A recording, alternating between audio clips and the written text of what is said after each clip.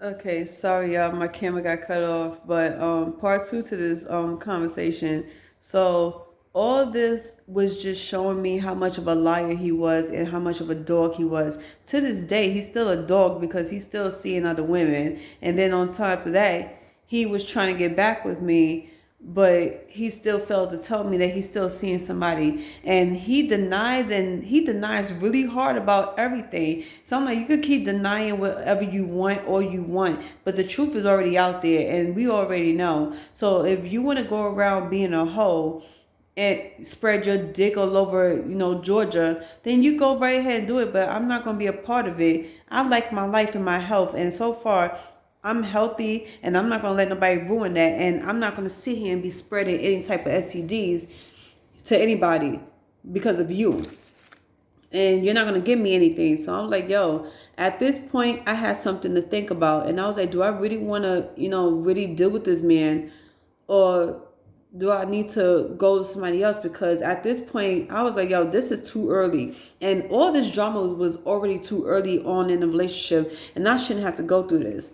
So I had to get some advice from a friend of mine's. And actually, I got advice from more than one friend about the situation. And they all told me the same thing.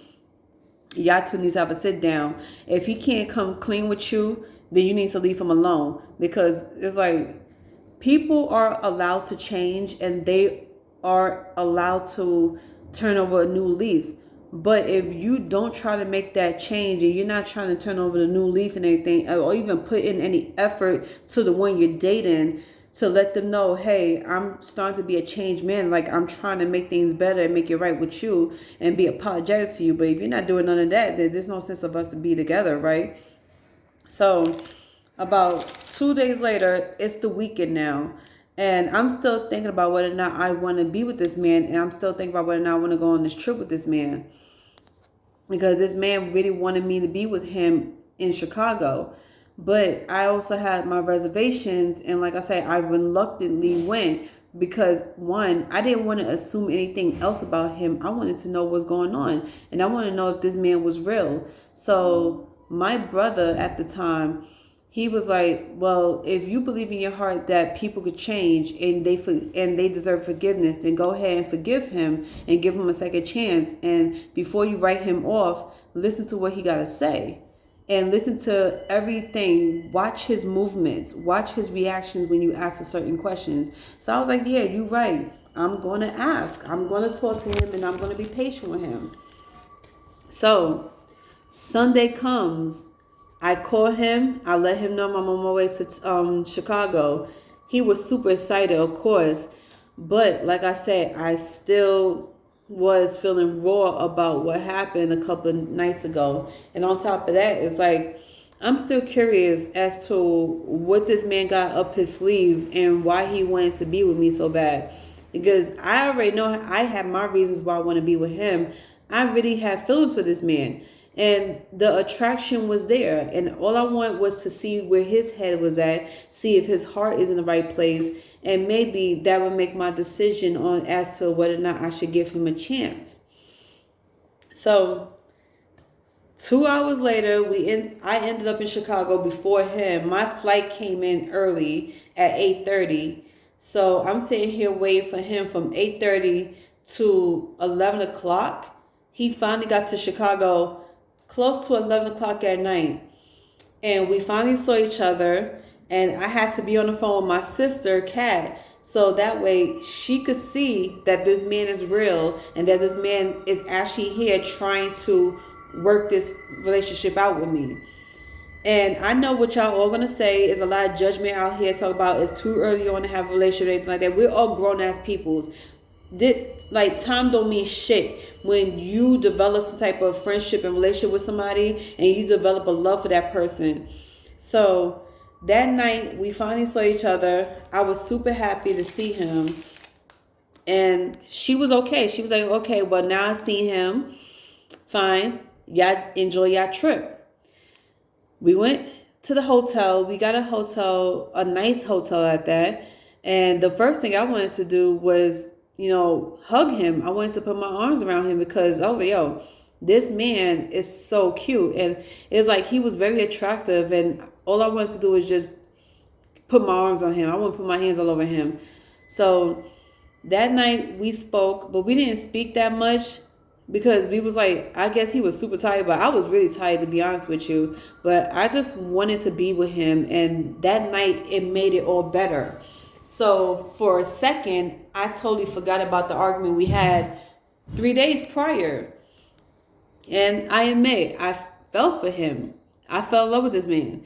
So you could pretty much say within 2 weeks of being with this man, I fell in love with him. Everything about him, despite his flaws, despite his past, I fell in love with this man. He made me fall in love with him. He made me feel like we had a chance together. He made me feel like there was more to this than meets the eye. And instead of writing him off so quick, I should give him a chance. Then he tried to convince me the best way he could that I was the only woman in his life, that I was the only woman that he ever fell in love with the way he fell in love with, and he wanted to try to make this work. And we ended up sleeping together twice. And like I said, that was okay. Everything was okay. Like, I had fun with him for that time being, but our trip ended up getting cut short because for 2 reasons. And one of the reasons he tries to deny it, which was he wanted to run back to Georgia. And I knew it was for another woman. I wasn't stupid. Like, come on now. Why you want to sit here and underestimate us women and our intuition? I don't know. But he thought he was going to run that game on me. So the other reason was because his job, he said that the supplies that's supposed to be coming to Chicago never made it to Chicago. So he needs to go to California to pick up these supplies and have it be shipped back to Chicago. Now, him, mind you, he's supposed to be this tech guy. First of all, if you're supposed to be this tech guy, tech peoples don't ship supplies. They don't handle supplies at all. They don't have to ship supplies from one state to another. So all that could be shipped for you. Doesn't matter what title in a company you have. If you have supplies coming into your city from another city, you don't need to physically go and pick it up or even go physically check it out and then come back to the state. So I already knew that was a fucking lie. So my real question is, why is this man so quick to have me go back to New York while he go out and do his fucking thing? That's the problem I had. So right off the back, I already knew it could be a number of things. And I didn't understand why he was doing this because I thought we was enjoying each other. I thought he really wanted to be with me. He wanted to prove himself to me, but I was wrong. So I didn't say nothing. For the next 2 hours, I didn't say nothing. I was hurt. I was heartbroken. Because not only did I spend a lot of money on this trip, getting ready for this trip, and I was excited about our date night, but I was upset because the trip got cut short. This is my first time physically being in his presence, and already we had to leave each other. So all these secrets he was hiding, it was hurting me to the core, and I didn't know what else was going to come up next. I just wanted to be alone, and I left him alone. After that, I blocked him. I blocked him on all social medias. I blocked him on my phone. And on the way back to New York, I cried. I cried from the time I got on the plane till I got to my house. And I was too embarrassed and ashamed to tell my aunt about it. So I didn't speak to her until 3 days later. And I ended up just staying in my house to myself. I didn't say nothing. So that's pretty much how my end of the year went. And then after that, I ended up losing 2 friends of mine who I thought they was friends, but they was turned out to be a bunch of fakes. And they were some fake ass friends to begin with because they knew what they was up to, and they knew how to plan their whole little scheme, and somehow, some way concocted up some bullshit excuse as to why they didn't want to be friends with me no more, like lying on me, claiming they heard me talking shit about them. So, real childish ass bullshit. Shit that I don't even deal with. So the fact that they brought this to my attention to start shit with me, that was really fucked up of them, but it's whatever. So like I said, I was upset about that, but I wasn't too hurt about it because niggas come and go. Friends come and go out your life. And you can't even call them real friends. These are just associates. So people like that come and go out of your life. They're nothing to be taken serious with. So I end up spending New Year's with a couple of friends of mine, real friends. I end up also being on TikTok for New Year's to show everybody that I was okay and that I'm still having fun, still living my life, and still thriving. Look, I'm 35 years old. I don't have time to be sitting here dwelling on dwelling on the past, and dwelling on heartbreaks.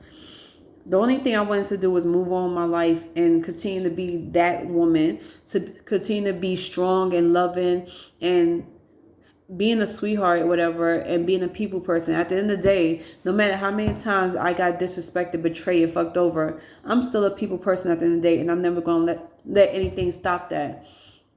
As for this man, Kelvis, the man that I fell in love with, that left me on the Chicago trip, whatever, I don't like, when it comes to him, I don't have nothing else to say to him. I had nothing else to say about him. He broke my heart. He hurt me. And that alone showed me that I deserve better. That I deserve real respect and love in my life. I deserve to have a real man in my life. Somebody who is not a hoe, that's not going to spread their dick around to everybody in their city. I need a one-woman man. Somebody that's loyal, faithful, respectful, and loving, that wants to give me everything, who's going to reciprocate all the love and respect that I give to him. So that's how my year of 2021 was. I hope y'all enjoy these videos. And any questions, comments, or concerns, y'all could just hit me up in the comments below. Respect only, respectfully. Other than that, I hope y'all had a good holiday. I hope y'all had a great 2021 and happy 2022. And this year will be 10 times better and different from 2021. Can I get an amen?